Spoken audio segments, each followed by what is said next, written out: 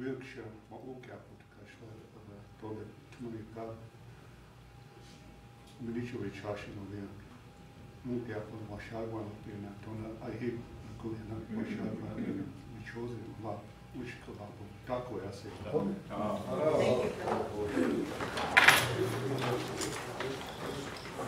Stanley, give us some words of encouragement.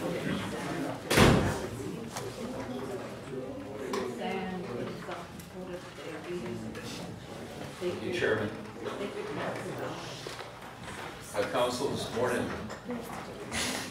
I think we was discussing the kind of the Robert's Rules of Order. I think what we need to really consider is one person with a comment. No, not so much a comment, a question.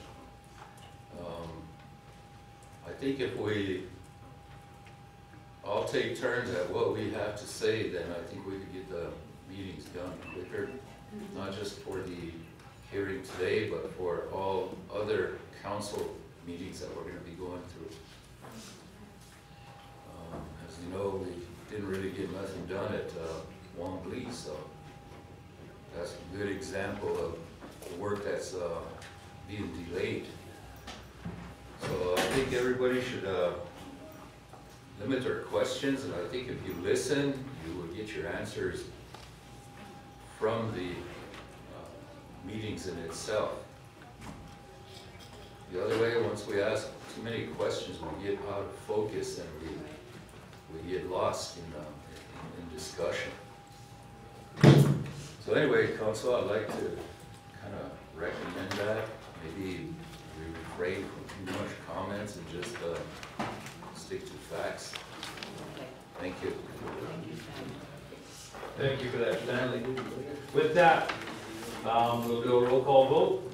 The secretary call for the vote. Blaine Millsunder. Here. Jim Meeks. Yo. Troy Whitehorse is excused. Stanley Little Whiteman. Present. Austin Watkins. Oh. Chancey Wilson is excused. Stephanie Leisure is excused. Valentina Wardanian. Present. Lydia Fairkiller. Here. James Cross is excused. Ella John Carlo. Here. Richard Greenlaw. Here. Robin Tapio. Present. Philip Goodcrow. Out. David Here. Boyer. Sonia Little Weston is excused. Jackie Sears. Here. Colin C.J. Clifford. Lisa Jumpin Eagle DeLeon. Here. Craig Dillon. Here.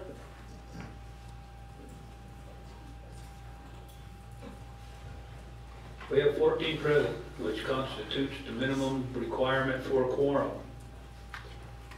So we can start our business. I thank those of you that are here for being here to be able to conduct business. And at this time, I would now turn it over to Judge Paula Langworthy.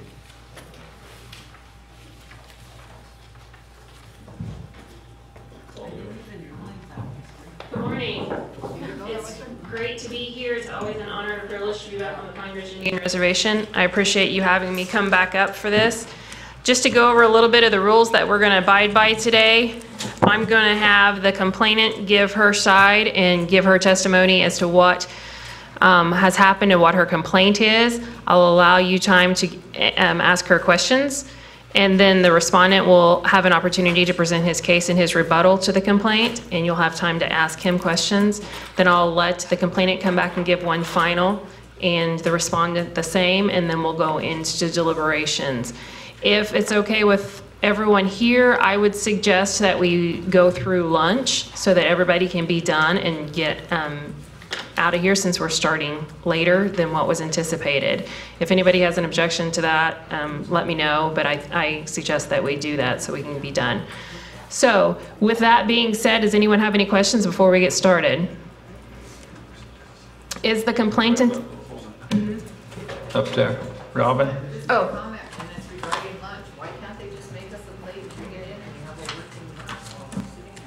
Please use your microphone.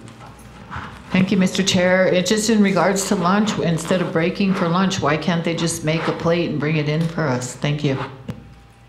That's perfectly fine with me if they want to do those, bring plates in for everybody. That's fine.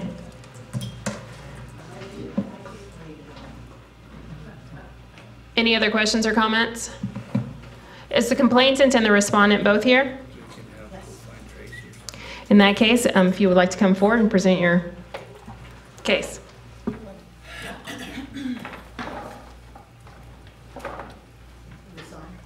Push the button and along. Okay. Okay. Okay. Greetings, Mr. President, tribal council members. Thank you for accepting my complaint and inviting me to testify today. I've submitted my complaint for the record and would like to address these inappropriate behaviors in the courtroom. I thought I would offer this opening statement, and I would welcome your questions. So when I was appointed as prosecutor in July 2016, I understood that I served at the pleasure of the people of the Oglala Kota Nation and to enforce tribal laws passed by the tribal council. As prosecutor, I was designated to serve in this position in a variety of courts, such as criminal court for Ma'am, both. Excuse me. Can you say your name for the record? I'm so sorry. I'm sorry. I'm Lynette Quinsat. I'm a prosecutor. I'm sorry about that. Okay. So again, when I was appointed prosecutor, I was designated to serve in this position in a variety of courts, such as criminal court for both adult and juveniles, youth and family court, civil court for ICs and guardianships for both adults and juveniles, as well as traffic court. Extra duties included reading plea agreements onto record, conducting pretrials with defendants and their advocates, writing oppositions, just to name a few. Since my appointment as prosecutor, I felt that I had become proficient in this position as it applies to the job description. On April 24th, 2017, when John Hussman was selected to a 4-year term as an associate judge, I went home in disappointment and began to pray for our office, the Attorney General's office. Since the resignation of the former Attorney General, this office has incurred a number of hits from John Hussman, such as dismissal of cases that were detrimental to victims, such as a sexual assault case, domestic violence cases, and child abuse and endangerment cases. I felt that since Hussman knew that this office was without an AG, he made it his personal conquest to dismantle this office by making poor and unfavorable decisions that are contrary to law and in violation of his judicial code of ethics. He rules against prosecution's recommendations by releasing defendants, dismissing cases, and even releasing evidence back to defendants when prosecution has sufficient evidence to proceed. His judgments have set a precedent in that it sent a ripple effect and also questioned why some cases were dismissed and some not. Judicial inconsistency such as this happens when decisions are made from the bench outside the scope of the law and in abuse of judicial discretion. Subsequently, as you continue to read in the complaint, you'll see that John Hussman does not exhibit professionalism and professional ethics in the courtroom and lacks training specific for serving as lay judge in tribal court.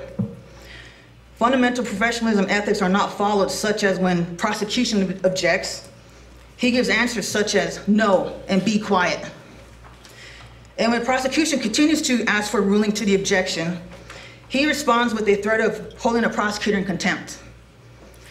My tenure as adult criminal prosecutor has been marred now since the contempt charge and order that was brought on me by Hussman. His actions and behaviors in the courtroom lead me to believe that he is acting as a, quote, rogue judge, and he feels that he is invincible. His arbitrary decisions toward me as a prosecutor are an example of his abuse of judicial discretion and violation of his code of judicial ethics to remain impartial and not act as an advocate for either party. Additionally, John Hussman creates a hostile working environment through his unprofessionalism and threatening behavior. Moreover, as you read in the complaint, you'll see an account of all the encounters I've had with John Hussman and the execution of my duties as prosecutor, to which concluded with his charge of contempt on me, where he asked me if I knew what contempt was, and I replied, yes, I do, Your Honor. Then he ordered me to jail. Recently, I had the pleasure of going out on a saturation patrol with housing department, CPS, and public safety officers, where we encountered a house with 7 adults who were all intoxicated, and there was a presence of drugs with 7 children in the house. I witnessed these agencies perform their jobs and execute actions in accordance with codes and laws set forth within their respective agencies. All adults were arrested and charged accordingly. CPS took custody of the children, housing did their part as well. When it came time to arraign these individuals, I kept in mind the conversation I had with one child I encountered at the house, where she told me, quote, "They drink like this all the time, and you don't get to eat any real food, just pocket chips." Simultaneously, I too kept in mind that our people are indigent. So I recommended a suitable cash bond in the amount of $250. And husband denied my bond request and instead went with the advocate's request of a $250 self-bond. For the next 6 adults who were arrested and arraigned similar charges, I asked for a $250 cash bond and still husband went with the advocate's self-bond request. Fearful for a threat of contempt, I objected to the self-bonds and reminded husband that there are children in this case and there were drugs and alcohol found in their presence. Husband states, quote, "Nope, they can't afford that kind of cash bond." To which I asked, "But yet they can go and buy drugs and alcohol?" Clearly he did not have those children's best interests in mind, only the defendant and their advocate's request. That's not how a judge should behave. Since my complaint was submitted, I still incur harassment at the behest of John Husband, where he even stated to me, quote, "Your job is on the line and you should be reading chapter 8. When I questioned him if I can have a copy of whatever chapter 8 he was talking about, he told me that I should have a copy. You'll also see that I made an effort to start the complaint process as late as March 10th, 2017, where I filed the proper paperwork to the courthouse requesting copies of a hearing that should be on video. It was at this time I submitted the request to Betty Goins and met with her briefly. His behaviors and actions in the courtroom to this prosecutor has created a hostile work environment for me and has prohibited me from performing my duties as prosecutor. In light of the situation, I would strongly recommend that education and sufficient judicial training be paramount when a person is selected to serve in a position such as judge or prosecutor, prior to them actually taking the bench or going into the courtroom to represent the tribe and its people. Perhaps the tribe can institute a judicial mentorship program whereby licensed attorneys, judges, could serve as mentors to the judges for a designated time period. After all, a post made to face by a tribal worker in public relations questioned our office, the Attorney General's office, and its credentials. The same should be applied to personnel in positions who make decisions regarding a person's future and life. In closing, I will end my briefing with this, and I do hope you find it in your heart to grant my request for the immediate termination of John Husband. While many of the case-specific occurrences cited in this statement can be appealed to our Supreme Court of the Oglala Nation, Husband's unprofessional and unethical behavior is within the purview of the Tribal Council. As such, I ask that you review my complaint and find in my favor and vote to remove John Husband, Associate Judge of Sioux Tribal Court. Also, be minded, I know that you all know the Constitution, but I like to reference Article 5, Section 6 of the Constitution of the Oglala Sioux Tribe, where it states, "The Tribal Council may remove any justice of the Supreme Court or any judge of inferior tribal courts by 2/3 vote for A, unethical judicial conduct, B, physical or mental disability which prevents the performance of judicial duties, C, persistent failure to perform judicial duties, and D, gross misconduct that is clearly prejudicial to the administration of justice." Finally, we'll close it with this.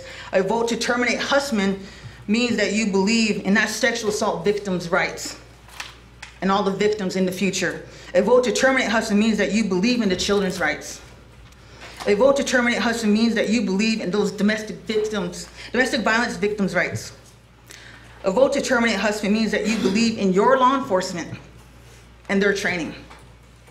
A vote to terminate Husband means that you, the Tribal Council, believe in the laws that you and your predecessors, your former Tribal Council people, the laws that they have passed. Thank you. I just have a question. Can you clarify, please, what parts of the Judicial Code of Ethics that you're alleging he has violated? Is Yes. it just the 3 that are in your complaint? Yes. Again, in Chapter 1 of the OST Law and Order Code, Court and Procedures, Section 2.7, Judicial Code of Ethics, Part 4A2 states, A judge should be patient, dignified, and courteous to litigants, jurors, witnesses, lawyers, advocates, and others whom he deals in his official capacity, and should require similar conduct to other persons in court proceedings and those court-appointed personnel who are subject to the judge's direct discretion and control. And again, I cite that because John Husband's actions in the courtroom are indicative of him not being dignified and courteous, whereas the yelling and threatening the prosecutor are violations of this code. I've cited 3 of them. If you want me to read them, I can continue. Okay, sure. And in Part 4 of the OSC Law and Order Code, Court and Procedures, Section 2.7, Part 4A3 states, a tribal judge should give every person who is legally interested in a proceeding or his representative a full right to be heard according to tribal law and tradition. My example for that, him violating that, is that Judge Husband's actions in the courtroom are indicative of his not allowing the prosecutor to object, nor is the prosecutor allowed to cite reasons to object. Instead, he threatens this prosecutor with contempt. Part 4A4 states that a judge of the Oglala Sioux tribe should maintain order in the court. He should not interfere in the proceedings except where necessary to protect the rights of the parties. A judge should not take an advocate's role. Similarly, a judge should rely on those procedures prescribed by the laws and customs of the Oglala Sioux tribe. Husband often takes the role of the advocate by recommending to the defendants what they should do. And also the constant threats of contempt, yelling by Judge Husband towards me, again, has created a hostile work environment that for me in my job, I mean, as a tribal employee, I should be afforded a safe work environment without being threatened to do my job.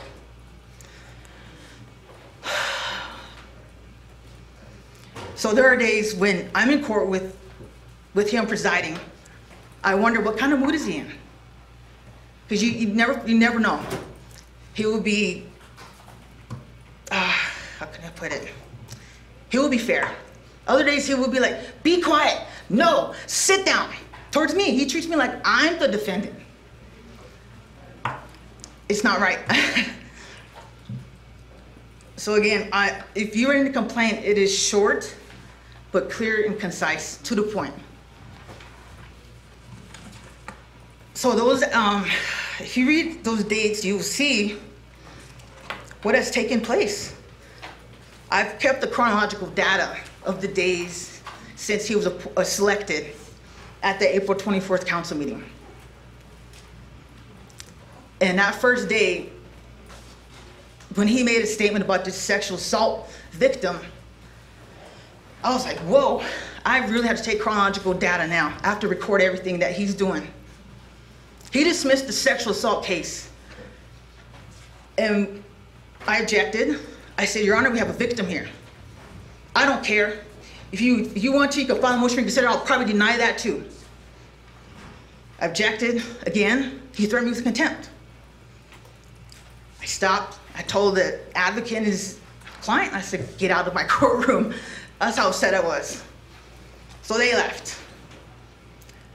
I gathered my stuff and getting ready to leave the courtroom. I get to the door and he says, prosecutor. I turn around and say, yes, Your Honor. He said, what's up with that case? And I said, I don't know, you tell me you dismissed it. No, were they boyfriend, girlfriend? I said, no, they were co-workers. Oh, she probably deserved it. And I said, what'd you say? He says, never mind. I left that courtroom. That's when I said, I gotta start taking chronological data. I gotta start recording everything, my encounters with him. And again, as you read the complaint, every interaction I've had with him in that courtroom is bad. I have one witness here who can attest to all this. All my interactions with John Husband in the courtroom. She's a tribal advocate, and she's seen many of my interactions with Husband in the courtroom. So, I'm sorry, I went off the subject there, but yeah. I just have a couple of questions before we open it up. You state in your complaint that you were ordered to jail for 3 days. Did you ever go to jail for 3 days? I did not. I immediately called Tiger. And I said, I don't even know what I did. All I did was answer yes, because he asked me, do you know what contempt is? I said, yes, Your Honor. Well, you're going to jail for 3 days. Bailiff, take her off. I looked back and it was just a CO taking inmates out. So I gathered my stuff and left. I made a call to Tiger. he sent a representative over it. And I guess at the same token, when he went back to his office, he went and told the court administrator that he held me in contempt. So she asked him why, and he told her that it was a shouting match, which it wasn't. So they told him, well, couldn't you just recommend a fine? This is what was told me. So the court clerk came over later on the day.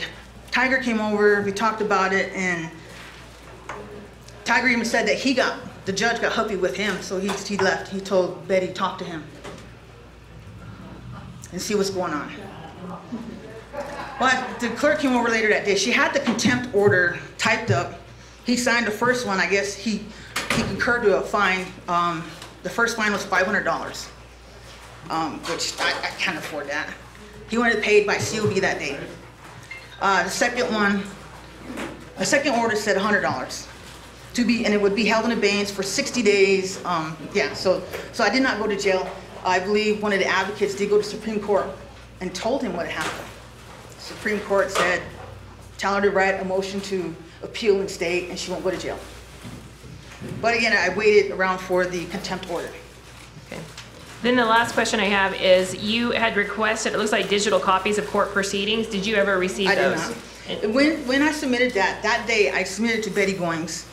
She came up, she looked at it, she says, well, come on back. So I go to her office. And again, I just came out of a court proceeding with John Hussman. And I was a little flustered. I was hurt. Again, just being threatened with contempt every day, it just takes a toll on you. You can't do your job. Well, she says, so I'm looking at the request for the video stuff, and I see on there there's a processing fee. I can't remember the amount. But I asked her, I said, wow, $40, I think it was. I gotta pay $40 for a copy of the video? And she tells me, well, who says you gotta pay? I said, okay. So I took it as, hey, I'm gonna get a copy anyway. That's how I took it. Sat there and visited with her for a little bit. Nothing. I left. So that's where that transpires from. And have you followed up and requested the copies, or? I did not. Okay, I did thank not. you. Does anyone have any questions?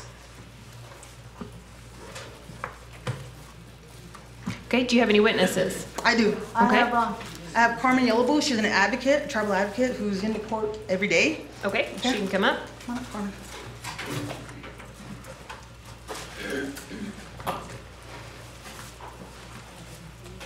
You state your name for the record? Carmen Yellowbull, tribal advocate.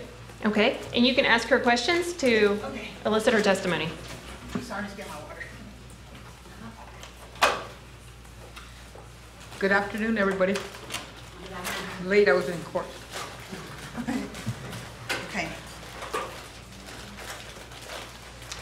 So Carmen, let's go over the day of May 5th. Do you recall the day of May 5th? Yes, I do. In the morning, I should say. I'm gonna object to that standing beside Carmel as her presence may be intimidating. I'm sorry, I can't hear you. Her presence standing near Carmen may cause duress, may be intimidating, and it may change her testimony.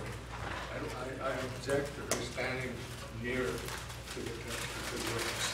Okay, I understand your objection. I'm gonna overrule it. She's her witness and she's asking her questions. So she's calling her, so if she was intimidated, she probably wouldn't have appeared. But go ahead. Okay, thank you. So Carmen, on the morning of May 5th, recall it was motions hearings? Yes. Every morning, okay. You recall my interaction with Judge Hussman? Yes, I do. Can you briefly tell the court what? To make sure you're close enough. Oh, yeah. Can you briefly tell the council what happened that morning? We were in motions, and every time Lynette brought something up and he'd object, and she would never finish it. He just really intimidated her, and he did tell her he was holding her in contempt, and he ordered 5-day jail. So I left and I went over to Supreme Court, and so I talked to Elizabeth. So Elizabeth said, well, you need to go and ask for a stay once you get the contempt order where she's being sent to jail. So then that's what I was waiting for the order, so we can myself, so I can file a stay on behalf of Lynette. But nothing ever came of it, and I was waiting, and I was told that Lynette met with Tiger, so then I did leave that day, but in that day particular, I don't mean to jump in and out, but in that day particular, when Lynette's there in the court, she's really intimidated by this judge. And most recently, we had arraignments on Monday, and he required, every time she tried to say something, he wanted to know what gave her authority to sign a warrant. She said, well, I'm a prosecutor.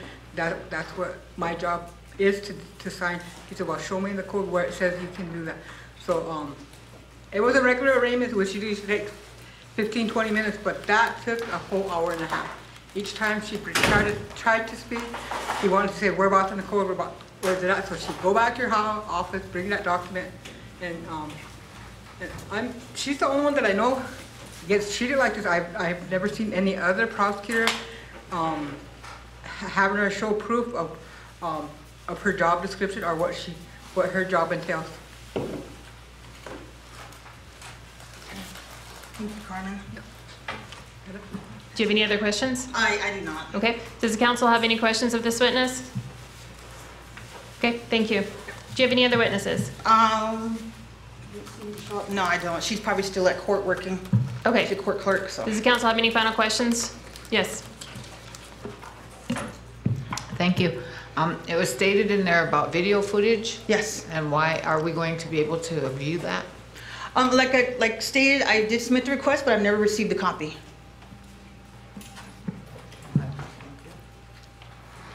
But it is available at the courthouse. Every interaction I've had with John Hussman is on there, and you will see it's all one-sided.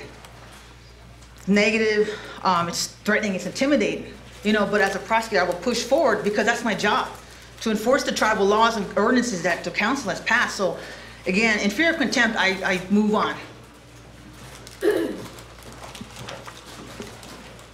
Well, I'm just going to make a comment here. You know, if you entered that as evidence, it would seem to me that you would have made sure that would be here today for us to view, because personally, how can we make a decision on something like these different behaviorisms without actually being able to see what's going on? Okay. Is there any way you can request it be brought down?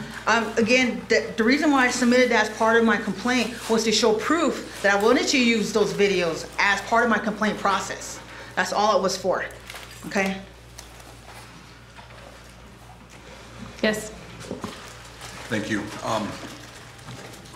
To me, it seems like there's a procedural thing that the council needs to adopt or apply to complaints in reference to our court. With new technology that we have now that we didn't have before, we have the ability to pull these records. You know, her requesting it is basically at the level as all she could really do, or less could have got another judge maybe to sign to get those ordered to her. But some way this council has to have the ability to be able to order those records here in front of us. You know, I don't know if there's any right or wrong way for her to request something like that, but it would have been good to see those, you know. Thank you. Thank you. Do we have any other comments or questions for the complainant? Okay, thank you. Okay, thank you. Judge Hussman? It's time for your opportunity for your rebuttal.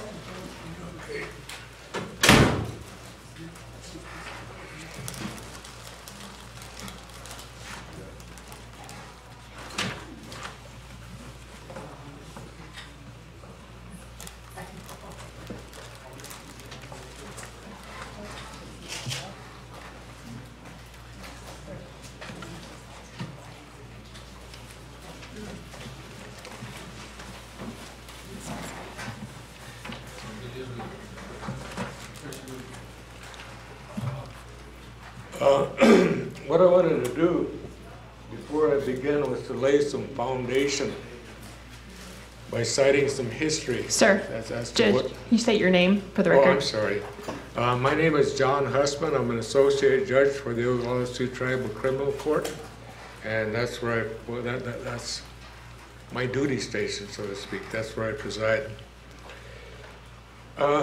When I first started from day one, I had Lynette, and sitting in the middle was Tate, the Attorney General, and on the other side was Elaine, Yellow Horse. Elaine and Lynette were prosecutors, and Tate, she was the Attorney General. All three of them were sitting in the prosecutor's chair. I knew basically that, you know, this was kind of strange to me, because normally in the past when we had court, there was one prosecutor, one judge, and then one person on the defense. And basically that was pretty much normal. But from that day forward, I think as long as Tate was here, Tate would always come in on a lot of the cases that we had. Now, basically, in terms of their presence there and all of that, I did not really find that to be intimidating or to be objectionable, although I did think it was a little strange. But as time went on, I found that there was hostility between the prosecutors and to some extent Tate, with me presiding on the judge. It wasn't directed at me personally, because I kind of got curious, basically, as to what was going on. And the biggest problem that I had was usurping the authority of the bench by the prosecutors and also by the Attorney General. And I had, I guess in the beginning, a standing order as amended by the previous Chief Judge, Kimberly Craven, Policies and Procedures for Criminal Division, Pine Ridge and Kyle. And basically what she was doing was addressing plea bargaining. There are currently no rules, ordinances, or code provisions that govern how plea agreements are negotiated and reached in order to protect the due process rights of the accused and to comply with both the OST Law and Order Code as well as the Indian Civil Rights Act of 1968. The process of entering and accepting plea agreements will cease effective immediately. At arraignment, defendants will be able to enter a guilty, no contest, or not guilty plea. And then it goes on to say if it's not guilty, then a trial will be set up for the defendant. And I was kind of curious as to why the previous Chief Judge would find some necessity for I guess, issuing a standing order with respect to plea bargaining. And I watched the process. And basically there was duress and there was intimidation on the part of the prosecutors in order to get a plea bargain. If you read some of the documents, I mean, it says maximum penalties for all charges concerned. And they'd have penalties as high as maybe $10, $12, $15, $20,000. And then the time, 3.5 years, 5 years. You know, we are a misdemeanor court. We have maximum penalties as set on each charge, and unless it's extraordinary, like dangerous drug offenses, and also with respect to even DWI. Carries 1 year mandatory after a period of time. But that's the extent of it. That's the limitation on what we do. And I talked to one of the Supreme Court judges about it to get his opinion on concurrent versus consecutive sentences. And I also noted that the feds, the U.S. Attorney's Office, they have a procedure that came down from the Department of Justice saying that you pick the highest charge. That's the sentence that you give, and all the other sentences will be running concurrent. So this way here, then all of the penalties for the sentences are satisfied without any extraneous time spent in jail by the defendant. So that's a consideration too. Now, with respect to a lot of the charges that we had, I found civil rights violations with respect to a lot of them. And the reason being is that it seems to me that, you know, we tend to cater to the federal courts. In other words, when you have concurrent jurisdiction and when you have a situation where the feds, when it gets to federal court, they say, oh, it doesn't matter about that defendant's civil rights, because in our court, we didn't deal with that.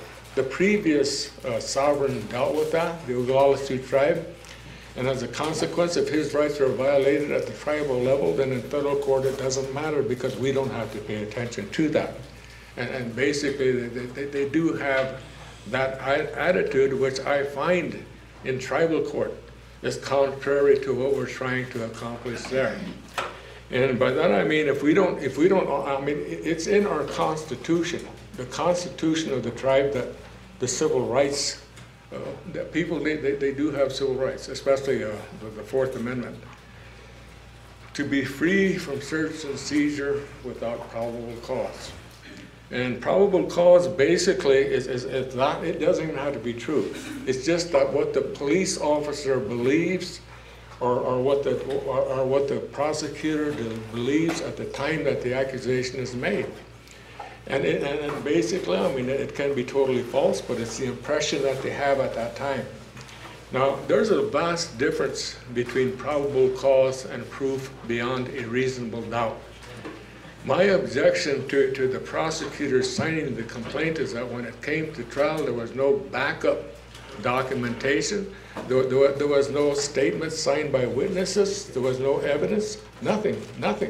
They had only a complaint signed by the prosecutor, and they sat there with no place to go. When in fact, if the officer had done a competent investigation to begin with, and he had all of that material before the court, then there would be no reason for not having a conviction at that time. But when you have nothing but probable cause when you're sitting at a trial, you got nothing. You got nothing. That's what it amounts to. So that issue had to be, I guess, fixed. I had a lot of resistance from, I'm not going to say prosecutors in general, but I will say from Lynette. She was the most vocal prosecutor that we had there. But by the same token, in looking at what was happening in the court, I also saw certain liberties were taken with the tribal code, certain liberties were taken with the judicial system by the Attorney General, and in considering what she had to work with, I could see that. She had no one on her staff who was trained or who had the skills necessary to complete a case in tribal court. They didn't know how to present evidence. They didn't have any statements. Hardly any investigation was done at all when that case got to court. And that's basically what I objected to. So the practice of having the prosecutor sign the complaint, it is legal as far as Chapter 1 is concerned. But by the same token, there's no fruit. There's no fruit to that practice. And it needs to be changed. And it says here in Chapter 1. We're gonna let him finish his presentation and then we'll have questions. And can you make sure you stick to the complaint against you? I mean, you're talking a lot about problems with the tribal code, but we need to limit it to. I'm talking about problems with the prosecutors in general, problems with Lynette and the position that she takes a lot of times on many issues. And when I make a presentation as an example, and I go through the whole darn thing, I go through search and seizure, and then from there we go through the elements of the crime, and then we go through the evidence presented. I will make a decision based on that. And what I find basically is that Lynette will be sitting there. I think that she's writing on her notepad. But then when I make my decision, Your Honor, why did you say that? Why did you make that decision? I object. And I'll say objection is noted. And then from there, she may I approach, and then she'll come up to the bench, and then she say, why did you make the decision that you did? What is your reasoning behind that? having said your objection is noted, and as a matter of fact, everything is on record. I don't have to go any further than that. Basically, what she needs to do at that point is to provide the bench with a motion for reconsideration, or at that time, she's free to appeal. Now, I did check with the Supreme Court on appeals. What I found basically is that they don't listen to the judges at that point. In other words, all of the judge's opinions, everything that he has to say, everything that he reviewed is on record. What they review is the record. They don't hear from the judge after that, under these new, I guess, appellate guidelines that we have. So basically, the defense and the prosecution, they can appeal, but all I can do is hope that everything that I needed to present in front of the court is there as a matter of record, because that's the only thing that the appellate court is going to review. So with respect to that, that's what I do. I'd like to call one of my witnesses, Cedric Youngbear. Well, before we do that, are you finished with your testimony so that we can have questions? Before Go ahead. Yeah. Do you have any questions? Yeah, do you have any questions? My question, John, was when you're talking about probable cause or beyond a reasonable doubt, are you talking at the time of the initial appearance, or are you talking about the actual court hearing? Okay, probable cause is necessary to present, to either make a search or else to make the arrest. Having done that, it is not enough to take it through to trial. At that point, you've got to prove that case beyond a reasonable doubt. And that's what, and going from probable cause to beyond a reasonable doubt is a long ways.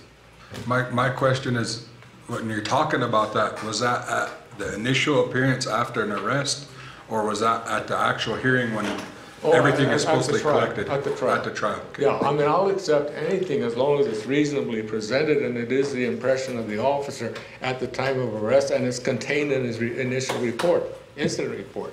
But there's often times that I do ask to look at the police report so I could determine if probable cause does exist if I don't find it in the complaint. So just so that I'm clear, so what I hear you saying is that when it comes time for the trial, the evidence that's being presented isn't sufficient for you to find a conviction? No, it isn't. Okay. Nothing. Just the initial probable cause and that's it. Okay, thank you. Okay. Any other? I guess my question is on the law and order code and your perception as an officer, and the statement you made about search and seizure and proper this and proper that. Mm-hmm. Do you see your position using your police officers' skills more than following the law and order code? Well, actually, when I was a police officer, I followed the law and order code even then. Chapter 8 contains everything in there from the time you make a complaint to the time you issue a search warrant to the time you go to trial. Search warrant is, Chapter 8 is the Bible for the police officer. It's also the Bible for the prosecutor, should be the Bible for the prosecutors, and it's certainly the Bible for me as a criminal court judge. Okay, so on your complaint, on the complaint coming forward, yeah. On number 1, the comments. Do you make your comments as stated in the complaint? Not to my knowledge. Okay. I guess the whole thing is that you're also talking about Lynette's interpretation. No, I'm asking. That's why I'm asking you. Yeah, no, it was never my intention to do that. Okay, because there's with the DB one, the statement about that somebody deserved it, from the bench. Okay, I can cover that. Okay, this conversation that supposedly happened between me and Lynette never occurred. However, there was a similar conversation between me and Angela Badhart, who was one of the clerks at criminal court. Now, while we were walking to the courtroom, she basically was telling me that the victim in question was promiscuous, slept there with everybody in town and all of that sort of stuff, and kind of gone on and on and on. Nobody, really needed to be, I guess, charged with any sexual assault that was against her. And I turned, and I was a little incredulous. I made the statement. I said, "So you're saying that she deserves to be raped?" And then she backed down from there. And then I think from there, it evolved into what she put into this complaint. Okay, and then my last question is these standing orders that were previous, and are you, I mean, is it like the bench's duty to follow that standing order by all the judges? Maybe Okay, as an associate, I don't have any way to overrule what a previous chief judge put in place, and I will follow that. Now, here's the thing. Okay, the Attorney General, I think the reason why she went in that direction is because she recognized the fact that her prosecutors did not have the skills necessary to take it to court. They didn't know how to identify evidence, how to gather evidence, how to take statements, how to even see the necessity and the importance of having statements from witnesses, victims, and all that sort of stuff. But what the thing is that she chose to use plea bargains, and basically that's pretty common as far as this country is concerned. I read someplace that 70% of all convictions in criminal court are as a result of plea bargains. But by the same token, you also have to question and safeguard the civil rights of the defendant while that process is happening. If there's any duress or if there's any intimidation on the part of the person taking the plea bargain, then of course the judge cannot accept that, and it should be set before trial. Okay, and then my last question is, when we talk about irreparable harm to our victims, that's all what this is coming down to for me. And when you make a statement like, I assume hostility, I mean, how do you, as a judge, define hostility and a work environment?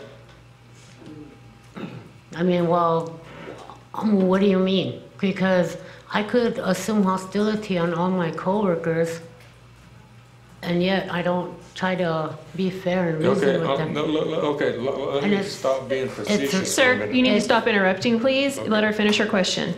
And when we talk about irreparable harm, that's what our clients are getting out there.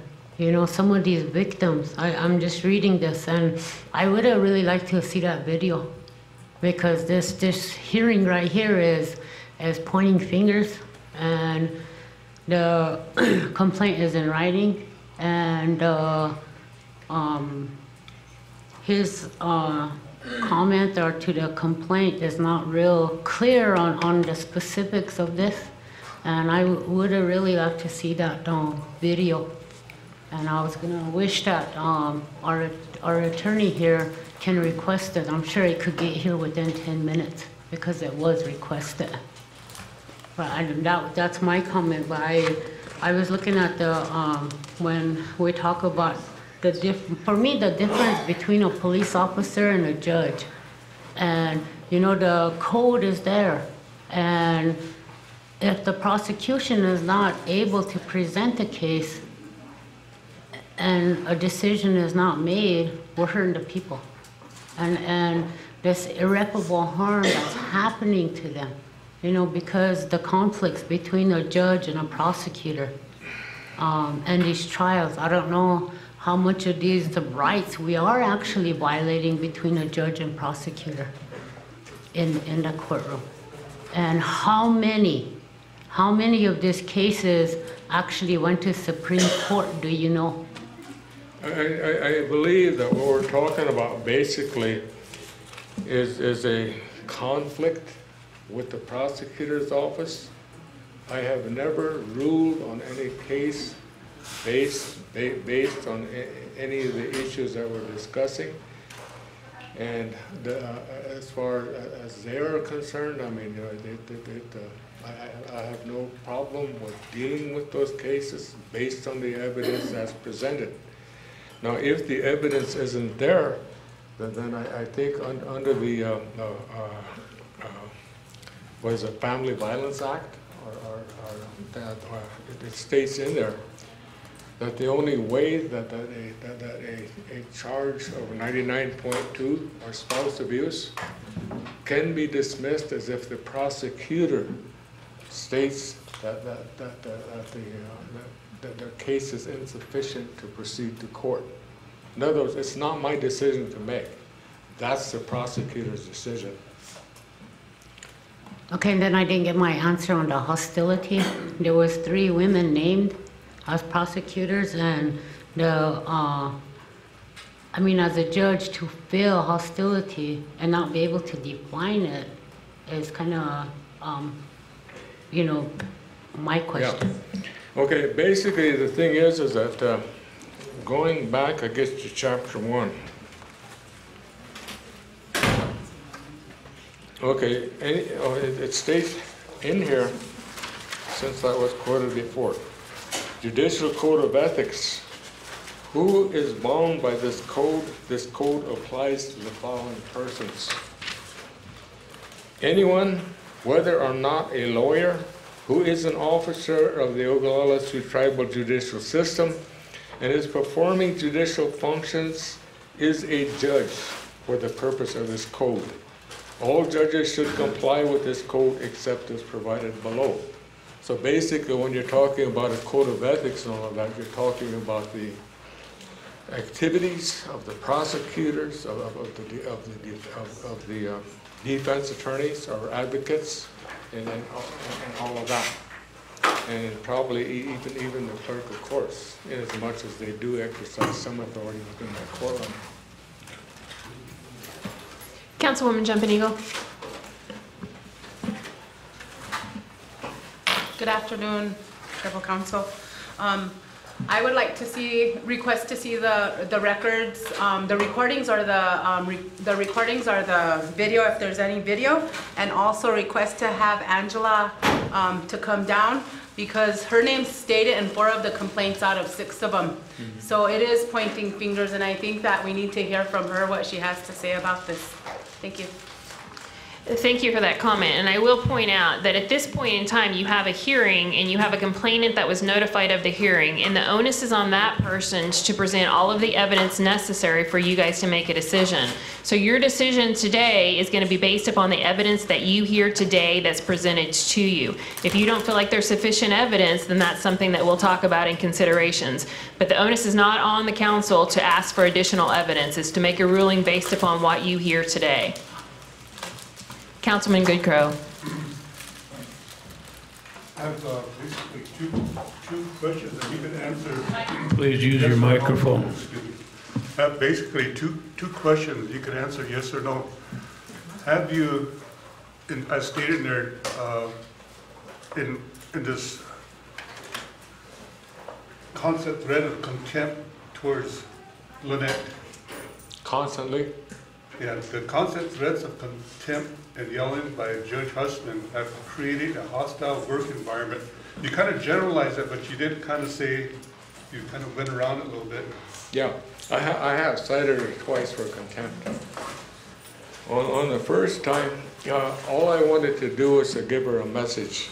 In other words, that she needed to change, I guess her attitude with respect to what she was doing in the court. And as a consequence of that, I did cite her, and I called a show cause hearing.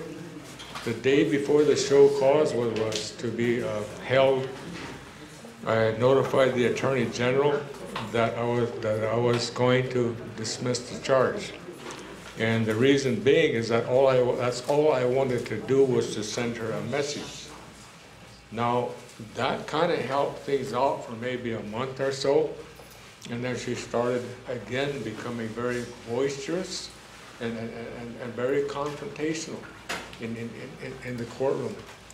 And so at that time, I gave her a verbal warning, and then I cited her. And I believe, according to the code, that you have to give a verbal warning. That's what I did. Okay, the other one is, it's somewhat, you could pretty much answered it, but basically what she's saying, that yourself as a judge, you are singling out Lynette as a prosecutor and not the rest of her, but more of, she feels that she's being harassed basically by yourself? No, I wasn't singling her out. As a matter of fact, she's responsible for her own actions. Inasmuch as no other prosecutor has filed a complaint, I mean, to me, that's basically saying that, like you say, you know, it appears that I might single her out, but the fact is that she has never changed her actions. And I really question, I guess, whether or not she should remain as a prosecutor. Any other questions? Yes. John, would you say that the prosecution and the defense are adversarial type oppositions to each other? They have to be, yeah. Okay, and your job as a judge is to rule on the information that comes from both parties? That's right. Okay. And once I make my ruling, I hope that the prosecutor would accept it. I know I don't have any problems with the defense, but if anyone that disagrees, they can always appeal it. Any other questions? You can call your witness now. Okay, Cedric. I asked Cedric to come up and well, actually, he volunteered. He said he'll be my character witness, and I told Cedric, I said, I have to give those to him. Oh, You have to ask the judge if it's okay. is that okay? Or do you have someone that'll do that? That's fine. Okay. Good afternoon, counsel. Please state your name. My name is Cameron Youngbear Sr. I'm from Porcupine, South Dakota. I didn't volunteer to be here. Mr. Hussman asked me to come up as a character reference. I've been a court advocate for the tribal court for a while. And upon observing the procedures of the prosecutor's office and the judges, the judicial system that they administer, if you look at the duties of the prosecutor, they want to win their cases. They do. For the betterment of the officers, for the betterment of the people. It doesn't always happen that way. We have some councilmen here that understand law enforcement. When you make an arrest, you take the time in your reporting process to establish probable cause for that arrest. It's not happening. It puts a burden on the prosecutor's office to take that case to trial. When the prosecutor doesn't win the case, it becomes verbal. I've sat as an advocate and observed Mrs. Quinsett outburst towards the judge. Hussman, no, you can't do this. When probable cause wasn't established by the officer and by the prosecutor's office. So he said, well, I'm not going to violate anybody's civil rights. This case is dismissed. For people to understand law enforcement, you have to establish probable cause to proceed in a criminal case. And so when you sit there and you look across the table here at the prosecutor making that statement, and the judge will say, well, you have a right to appeal. That statement should have never been made. She should have just said, okay, Your Honor, and start the appeal process. That's professionalism in the workplace. It's not happening. I've observed that in 2 cases twice by Mrs. Quinsett. And it bothers me because from Porcupine, she's a fine Lakota woman that was raised by a good family. But they get in these positions and these kind of attitudes materialize. And so when I talked to Mrs. Goings about this, she said, we will get them training. But it never happened. So when you have that kind of conduct in the court, it provides an adverse atmosphere between a judge and the prosecutor. And you look at Miss Quinsett, she's a young lady. She wants to get out there and grab the world and do her job to the best of her ability. And if you look at that, you admire it. You do. But you can't win every case. But you can appeal every case. But you don't holler at a sitting judge that's sitting up there administering court procedures. If I did that, I would get thrown in jail for disorderly conduct. I would. I'd be marched by a bailiff right across to the jail, but there's a dual standard of justice at that court system to where a prosecutor can holler at a judge, but an advocate can't. But it's happening.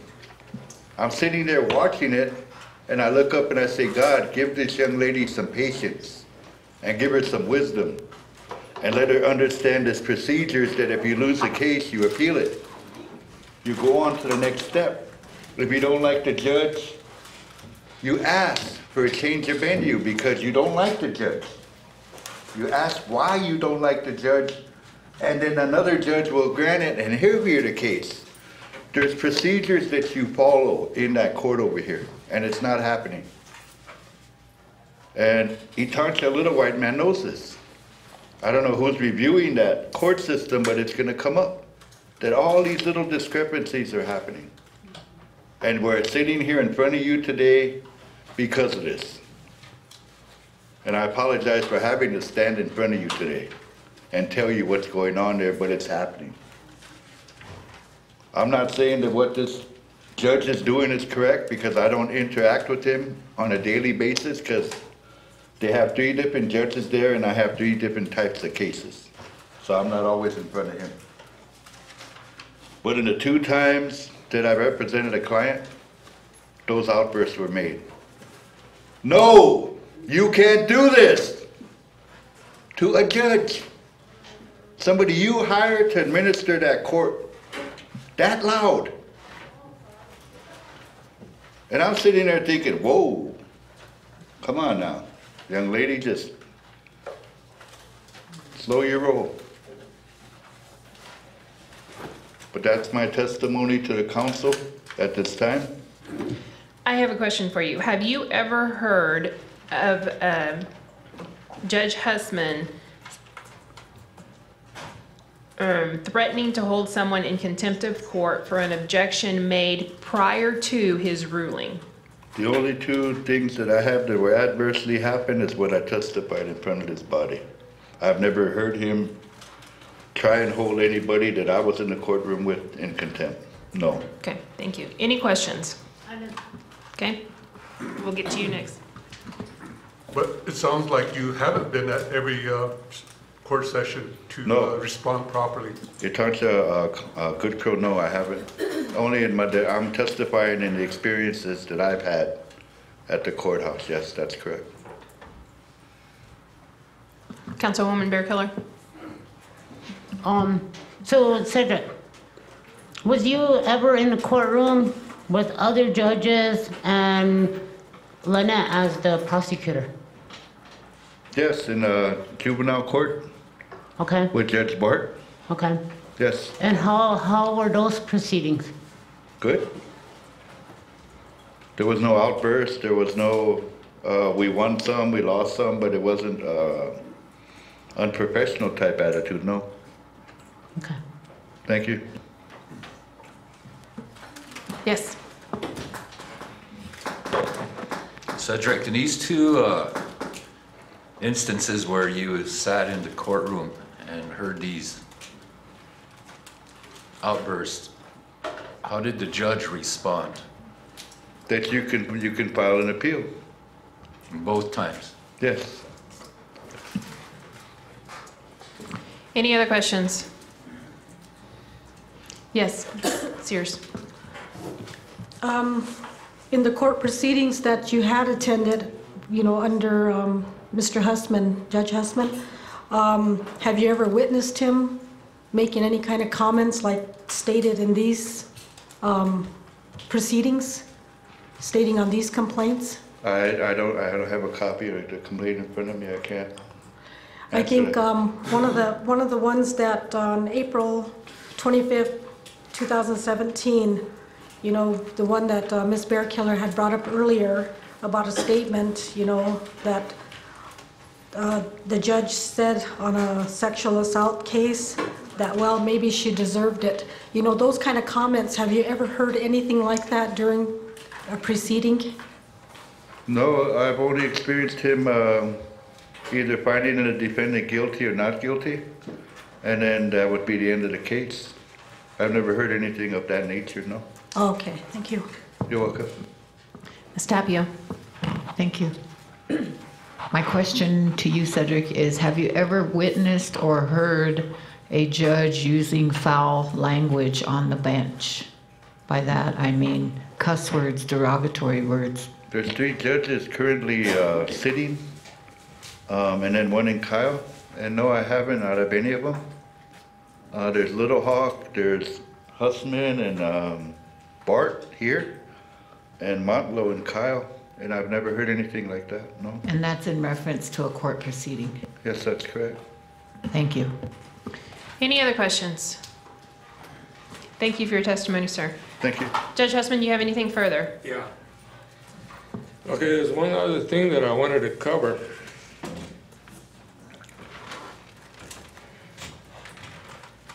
On Wednesday, May 3rd, in her complaint, she said, I observed the defendant sitting at the table with Advocate Henny Whalen, and an agreement was being discussed with the judge where the defendant was to be released for work and return on the weekend so he can satisfy his fines for his civil warrant minimus. I interjected by stating that civil warrant minimus is satisfied by pay or stay, meaning the defendant should pay the fine or sit the dollar amount out at $100 a day per 24 hours. Husband immediately replied while pointing and prosecutor and yelling at me, saying she is the prosecutor, meaning Prosecutor Killjoy is the prosecutor at the time, since she was there, and Lynette just kind of came in after the fact. But I wanted to read basically, and what we were talking about, and according to what she said, to be released for work and return on weekends. Okay. In Chapter 8, Section 6 sentences, 6.1d, in its discretion, the court may suspend all or any portion of such sentences at any time, release the convicted offender on probation under reasonable conditions imposed by the court, and then basically we do have the authority to do that. So with respect to if the man's got a job and he could go out and earn money to pay the fine, why should I compel him to sit in jail? I mean, you know, it's better if the court accepted cash when it comes right down to it. So that's basically my thinking with respect to that. Now, there are other issues here that I wanted to address. Okay, I think it's on just before Friday. It's in one of the pages, item number 5. It states here that in about the middle of the first paragraph, for the record, meaning me, John Hussman begins to state, for the record, I want this on the record, that when a document is signed by the judge, it starts the defendant's due process. This applies to work releases, school releases, probationary releases, and any other releases that are revoked. That releases, and if any of these releases are revoked, then you have to prove that a violation took place to revoke the releases. Okay, and then she says, and basically if you look at what you gave me, what the tribal council passed, ordinance number 14-35, and I believe this was passed on the last administration. Brian Brewer signed it, second day of October 10th. Okay, it states in there on page 4, bail schedule, let's say release prior to arraignment. A pre-arraignment bail schedule for class 2 and class 3 misdemeanors shall be adopted by the court with input from the Attorney General's office and the Oglala Sioux Tribe Department of Public Safety, where a defendant may obtain release from custody at any time prior to arraignment by posting the amount of cash bail bond to his in the charge.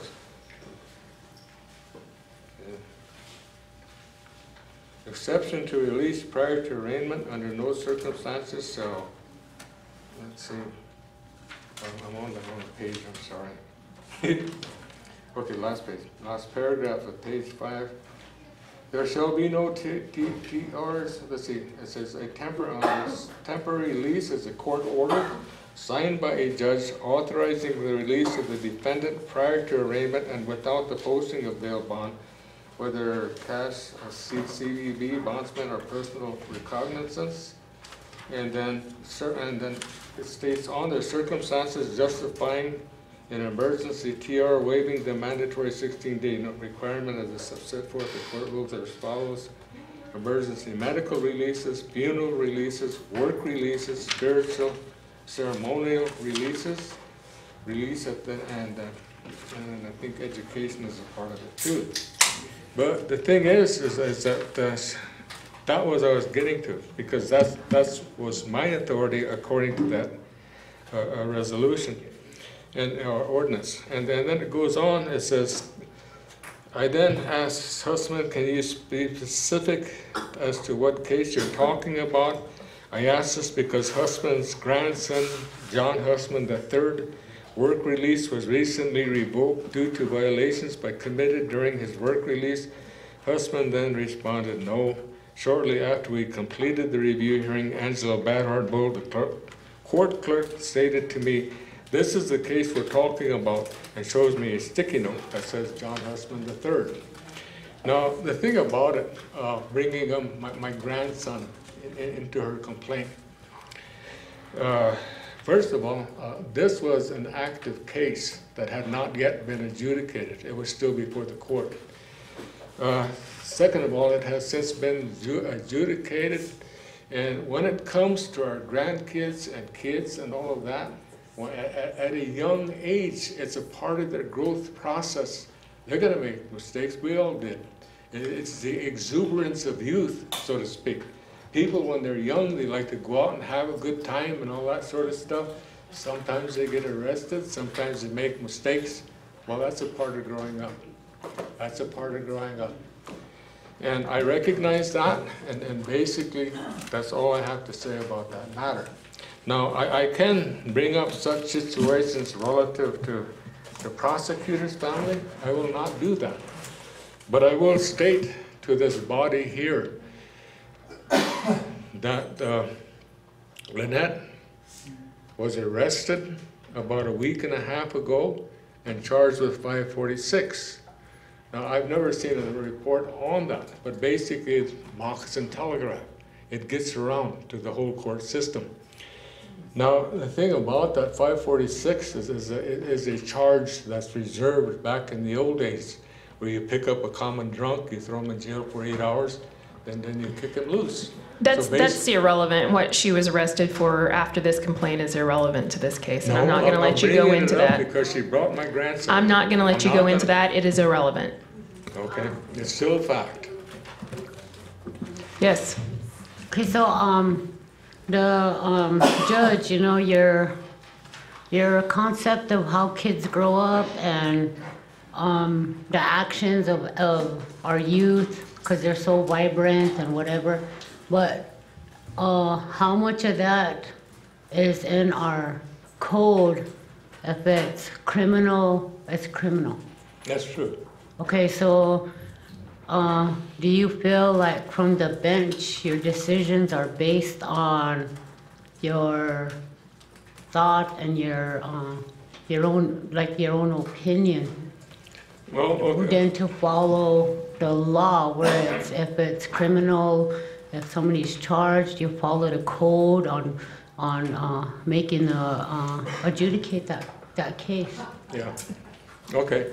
Now, on some of our charges, there are allowances for first-time offenders. And that first-time offenders allows them, I guess, some probation, provided that they take a course of action, like DWI laws and stuff like that. Or even on our drug code, a 90-day treatment program is what the code recommends based on the defendant's own expense. With respect to the other laws that we have, the penalties that are cited are the maximum penalties. And if that is their first offense, I see no reason to give them a maximum penalty. However, I am interested in providing something that will I guess, make them think twice before they offend again. Any other question? Any other questions? Okay, thank you. Okay.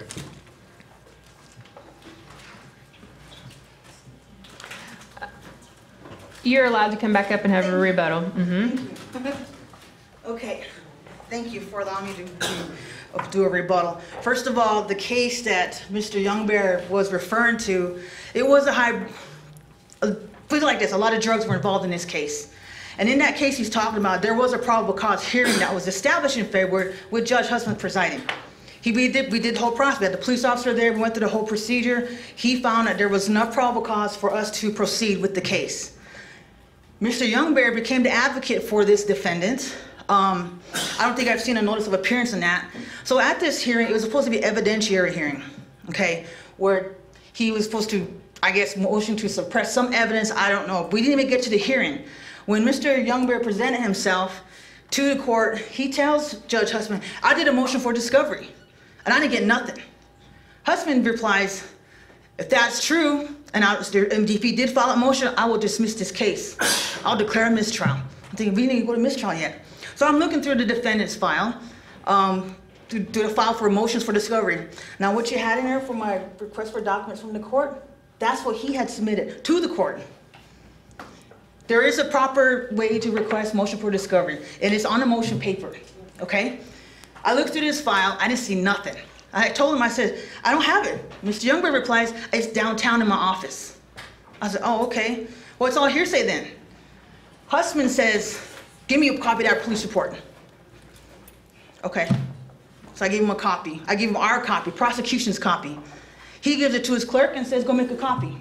So in the meantime, when we're waiting for the clerk to come back, I tell the judge, well, Your Honor, I'd like to have a copy of that motion for, I don't have nothing in here. Again, he still replied, it's downtown in my office. Okay. Again, it's hearsay. The clerk comes back, he's trying to give a copy to defense. Husband says, no, give it to me.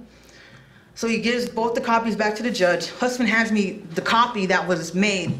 So I just said, well, can I have my copy back? No, this is my copy. So I rephrased my question out of fear of being held in contempt. I said, can I have my copy back when we're done? He said, yes. Well, he goes on to start reading the police report for defense. So I'm thinking, okay. So he's reading the whole thing to him. So when he gets to the part where I can talk about it because it's closed now, because he dismissed it, okay? So he talks about a canine being used, and it was used, a canine was used. This canine did detect drugs in this vehicle. Well, he tells me, he gets to the part where it says the canine was used. He says, because the canine was used and it's an illegal search, I'm dismissing the case. We didn't even get to the evidentiary hearing. Mr. Youngberg has not provided a copy of the motion for discovery. What he submitted was a copy similar to the document you see where I said request for documents to the court. That's what Cedric Youngberg submitted to the court. It was not a motion for discovery. So let me get this straight. So are you saying that there was an evidentiary hearing scheduled? Yes. And that you were never allowed to present evidence? Yes. And you were never allowed to present evidence, and that the case was dismissed based upon the judge's just simple review of the police report? Yes. And again, I'm reminding you, we had a probable cause hearing set in February, where again, he presided and he determined there was probable cause. So there was probable cause. So that's why I wanted to respond to that case. And again, I objected. I reminded the judge, I said, Your Honor, I object. We had a probable cause hearing with you presiding.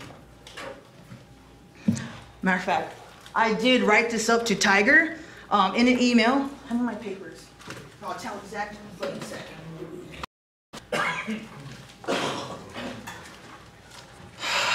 So, yeah, here we go. Hearing today was to be evidentiary hearing. I did tell him that. And again, he goes on to say, because the canine was used during a search incident to arrest, he dismissed it. I objected. He states, your objection is noted and you can file a motion to reconsider. Now this, again, since my complaint was accepted by counsel and I'm still going to work or whatnot, we requested through Betty Goings through email, Loopy. Loopy and Tiger all agreed, okay, you're going to go in the criminal courtroom for motions. We're asking for Judge Hussman to be recused. However, that didn't happen. But I went ahead anyway. I mean, I'm gonna put it. I never felt so nervous as I did when I boots on the ground in Iraq, going to war, than I do going into the courtroom. Mind you, I'm still respectful. I still proceed with my case as I should. But again, in review, like I said, I told Tiger, he made his decision based on the fact that I have a pending complaint on him for a violation of judicial ethics. Also, that this hearing was to be an evidentiary hearing and not probable cause, because probable cause was already established in this case. But yeah, I didn't get any time to present my part of the case. But again, this evidentiary hearing was requested by the defense. All he said was that he submitted a motion for discovery, which there was nothing in our file. I mean, there's just several other instances that Mr. Hussman has done. Again, you heard my witness testify as late as this Monday, where I go in, because we have this new prosecutor, I go in to assist him. So when we present the criminal complaints to the judge, he says, what gives you the authority to sign these criminal complaints? I'm a prosecutor. What gives you the authority to sign these criminal complaints? I was selected and appointed as prosecutor. What gives you the authority to sign these criminal complaints? I'm gonna get my resolution. He said, go ahead. So I go back, I'm like, what is going on here? We're supposed to be having arraignments, and this should be only 20 to 30 minutes at the most, based on the amount of defendants we had to arraign that day. I go back to my office, I'm like, what is going on here? Why is it? So I bring back an ordinance 0128 talking about, how you can't prosecute a person after 365 days. He didn't look at it, he says, what gives you the authority to sign these criminal complaints? If you give me another minute, I'll go back and I'll get the code. Go ahead.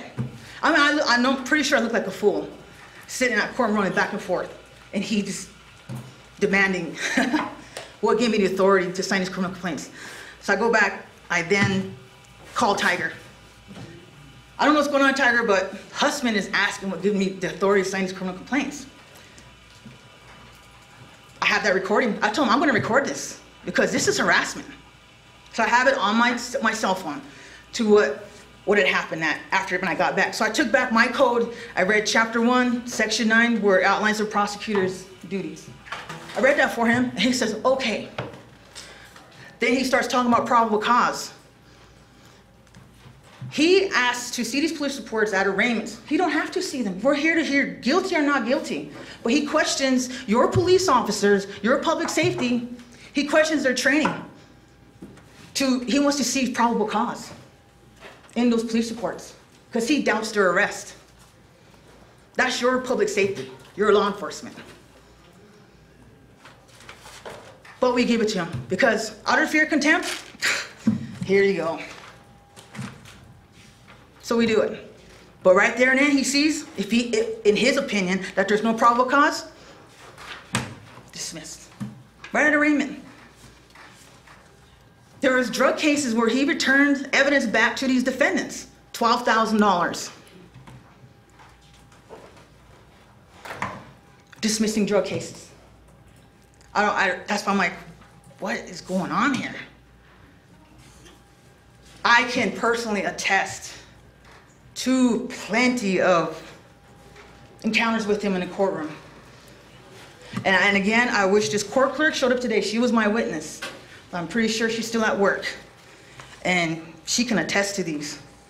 So for... Has he ever threatened to hold you in contempt of court prior to him let me finish my question. Prior to him making a ruling? Tell me about that. Okay, that was back in November. It was like the Tuesday. It started on a Tuesday. We was in motion because I was a criminal prosecutor. I believe I was presenting something, and I objected. He said, "I'm holding you in contempt." What did I do? All I did was object. That's part of my job. That's, as a prosecutor, you object, and you should get a ruling. Either sustained or overruled. No, be quiet. Sit down. Okay, so for 2 days. What were you objecting to? I can't remember at this point because, but I do remember those. It was during the week. Tuesday, Wednesday, held me in contempt 2 days in a row. Thursday, he was absent. Friday, one of the other prosecutors was sitting in court. Her name's Elaine Yellowhorse. She was sitting in the courtroom, and I'm next door in the civil courtroom. And I believe it was the time Judge Bark was sitting in. So Judge Bark had myself and another advocate standing in the back, trying to talk to us about a case. And when the criminal courtroom back door opens, he comes out. He says, "Oh, hey, I told your compadre that I'm not going to write the contempt charges on you because they upped my meds." I'm like, okay. I reached out and shook his hand, and he shook it. And Bart told him, "Get out of here." So I was like, okay. So I went back to the, after court, I went back to the Attorney General. I told her, I said, "Hey, you know what Hussman said?" She said, wait, let Elaine tell you, because he told her the same thing in court. I said, "What?" And Elaine says, well, he came to me and said, "Hey, tell your compadre that I'm not going to write those contempt charges on her because they upped my meds." I was like, whoa. I was thankful for that, to say the least, but.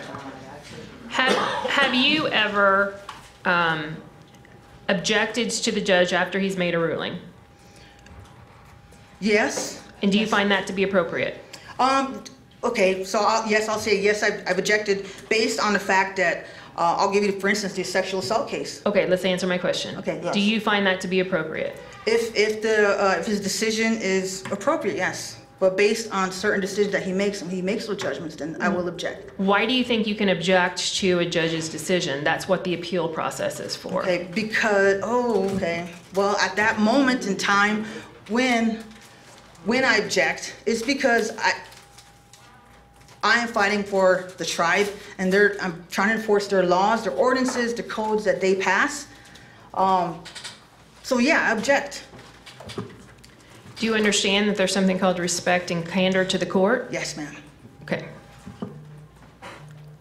Does anybody else have any questions? Sorry.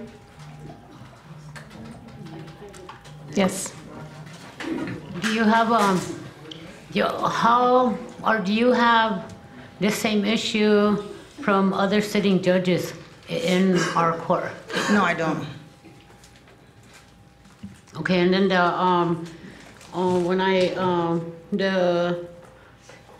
the statement he made about naming 3 women that worked there, that he felt the hostility. Do you feel, or do you think that's what's going on? No, I don't. From the prosecutor's office? No.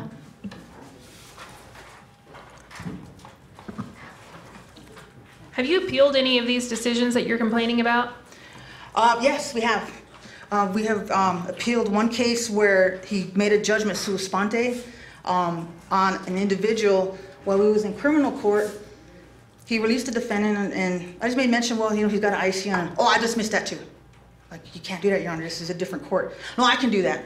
I'll dismiss it. So he essentially dismissed the case from another court that shouldn't have been even dismissed, because he had no authority to do that from another court. So that was appealed to Supreme Court, and the judgment came back that he would have to write, I guess, the order for this person to come back. So that's one. Have there been That's others? one. The ones that you're complaining about, have you appealed those? No, I haven't, because of the threatening remarks that he makes in court, saying, go ahead and file your motion because I'll probably deny that too. Well, a motion for reconsideration is different than an appeal. Right. So why would his statements prohibit you from appealing a case? I have no excuse. And then I have the question in paragraph 4, you say that you and another prosecutor were at the bench together and that you stood up and said something and he tells you she's the prosecutor, tell her. Yeah. So when you're in the courtroom and you have two prosecutors in there, do you think it's appropriate for both prosecutors to be standing up and participating at the same time? Since I came on board in July 2016, we've done that. I've seen them do that. When I was there, they would come and sit beside me, another prosecutor, basically to assist each other. Right. Okay. Do you understand that that's not proper? No. Courtroom decorum, that if there's that you can have two attorneys on a case, but only one is the active attorney in the case and the other one is just there to help or give questions or whatever. Do you understand that? I do now. Okay. Anybody else have any questions? Okay. Do you have anything else? I do not. Okay. Thank you. Mr. Hussman, do you have a final statement? Yeah, thank you. I guess there's so many things that have been brought up here. Okay, complaints.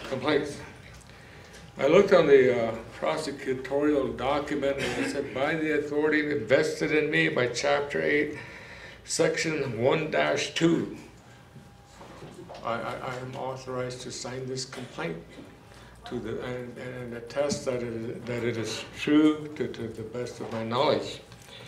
Now, Section 1.1-2 in Chapter 8 is entitled Time Limit for Commencing Criminal Prosecutions. That's been repealed. That's been repealed by the enabling resolution that gave us the, I think it was the appellate procedure, the new civil code, and also the tribal rules of evidence. It's in the, so basically, that they had nothing. I mean, I crossed that out. And basically, I've been kind of curious as to the, I guess, the prosecutor's authority in terms of signing on behalf of a police officer. It says, any complaint filed, okay, Section 12, complaints they're now using that. Any complaint filed in the Oglala Sioux Tribal Court shall bear the signature of the complainant or complaining witness, witnessed by two persons known to the complainant, or the complainant may swear and affirm the allegations made in the complaint are true and correct to the best of her information and belief. Now, it does define a complaint shall contain the signature in Chapter 8. Now, this is what I use, and I also, whatever Chapter 1 refers to, but I think Chapter 8 is more definitive. The signature of the complaining witness or witnesses sworn to before a tribal prosecutor or any law enforcement officer. In other words, you've got the witnesses. You've got the witnesses and the victim's signature on a document that can be presented to court and at least as an exhibit in order to prosecute the defendant. When you have one by a prosecutor, you still have nothing. You still have nothing because the prosecutor is not a witness and nor do they have personal knowledge. Judge Hussman, do you understand that the prosecutor's office represents the tribe? Yeah. And that criminal charges are brought by the tribe? Yep. And that it is the job duty of the prosecutor to file a criminal complaint against people who have been elected. Let me finish. That it is the job duty of the prosecutor's office and the attorney general's office to file criminal complaints based against individuals who have been charged with a crime on the Pine Ridge Indian Reservation. And that's fine. No, there's no problem with that. And do you understand that the process is that they file a criminal complaint, the defendant comes in and pleads guilty or innocent, and then it can go to trial? Yeah, yeah. Okay, that's probable cause, is what you're saying? Correct. Provided that probable cause is contained in the police report. But at the initial hearings, are you dismissing, at the arraignments, are you dismissing cases based upon your determination of whether there's probable cause or not? Sometimes. That is not the time for an evidentiary hearing. Do you understand that? That the arraignment is a time for the defendant to enter a plea. If they enter the plea of not guilty, then you can set it over for a probable cause hearing or for a trial. Do you understand that? Okay. Going by Chapter 8, criminal procedures, this is what I use in terms of what a complaint shall contain. And it's very definitive. So are you making your rulings that the complaint does not contain probable cause to support the allegations that are being alleged? Once in a while, sometimes, yeah. Okay. I would. Okay, a written statement by the complaining witness and or witnesses having personal knowledge of the violation, describing in ordinary language the nature of the offense committed, including the names of all persons involved, time and place as nearly as ascertained, the name and description of the person alleged to have committed the offense, and a description of the offense charged. So basically, if you have that in the complaint to begin with, you have a good probability of having, I guess, proof beyond a reasonable doubt that you could take to trial. Now, what I want to do next is talk to the first thing that Lynette brought up, and that is returning $12,500 to a defendant who was charged with a drug offense. Yes, that did happen. What happened, though, basically, is that we had a hearing. We had a hearing on the matter. The complainant was charged, or the defendant was charged with 546, and also with and I think 546 was about the only charge that he had. He may have had a 547, which is drug paraphernalia, charged against him. And I asked the prosecutor several times, is there any reason why we should not return this money back to the defendant? Because that's what the motions hearing was about. And the reason why I had asked that is because he was not charged with distribution. He was not charged with any activity by which that money could be demonstrated as having been earned by that criminal activity. That wasn't a part of it. And basically, what Lynette said was, no, Your Honor, but you can put two and two together. So I told her, I said, that's not my job. It's your job to put two and two together. And then I returned the money back to the defendant, inasmuch as the prosecutor offered no reason for me not to do it. Now, I don't know, was there anything else? Yes, there was an allegation that there was an evidentiary hearing scheduled and that you dismissed the claims prior to the prosecution being able to put any evidence on the record. Did that happen? Well, she never asked to put any evidence on the record. But it was an evidentiary hearing. That's the purpose of an evidentiary hearing. So That's did you, right. let me finish my question. Did you allow her to put evidence on the record? Yes, I did. Yes, I did. I gave her that opportunity. She did not. And basically, okay, this was another case. And in this particular case, you had a number of events that occurred. One of them is that the first evidentiary hearing that we had was probable cause to determine if the arrest of the defendant was justified. And what happened is that the driver of a vehicle, a pickup truck, had, I guess, defective brake lights, and also, so he was stopped based on that as probable cause. That was good, no problem. And when the officer proceeded to, I guess, determine the identity of the driver of the vehicle, he found that the driver of the vehicle had a failure to appear bench warrant. So he made an arrest. He handcuffed what happened is that the defendant said, my wife is having a baby, she's pregnant, let me drive up to the hospital and then I'll go with you then. So the officer did allow that to happen. They went up to the hospital, the gurney came out with the hospital emergency room people, and they put the wife on the gurney. And then in the process of that, while the arresting officer had put the cuffs on the defendant and placed him in the back of the police unit, turned around and then he discovered that the pickup was parked and locked up. So one of the other officers that had arrived to assist the arresting officer had given the keys back to the defendant's wife. She was in possession of the keys, the vehicle was locked up. Now, during the process, the arresting officer asked him, he said, "Do you give me permission to search your vehicle?" He said no, emphatically. And so in looking at that, in my opinion, at that point, the officer should have requested a search warrant if he wanted to search the vehicle. He went and he got a drug dog, which can only be brought in if probable cause is established. Sir, but the question is, did you hear evidence on all of this? What did you base your decision on? She had no evidence. She had nothing. You mean her? Anybody? What did you base your decision on? Did you hear? I based my decision. Did you hear any evidence? I based my decision on the fact that he had a motion for discovery on record, and also that's what we were there for. Now, we did have the police report, and based on the police report and the complaint is what we had gone on. Hold on, the prosecutor in attendance. Hey, hello, I'm the judge today. You said you based it on a motion for discovery. How does that have any effect on an evidentiary hearing of whether a crime was committed or not? That's what it was for. A motion for discovery. Let me finish. The motion was to release the defendant because the search had been illegally conducted. But what does a motion for discovery have to do with whether a defendant should be a charge should be dismissed? Okay, we got into the case.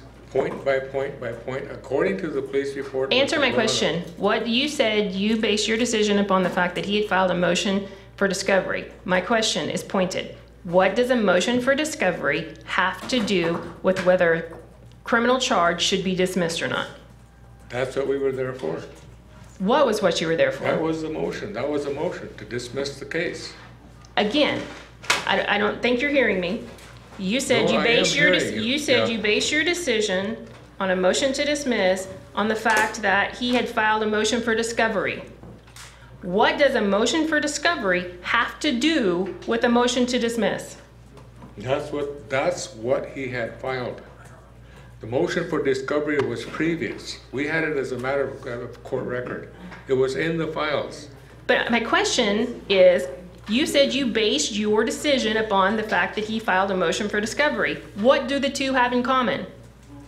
What did you use in that motion for discovery that you used to base your decision on? The fact that the search was illegal.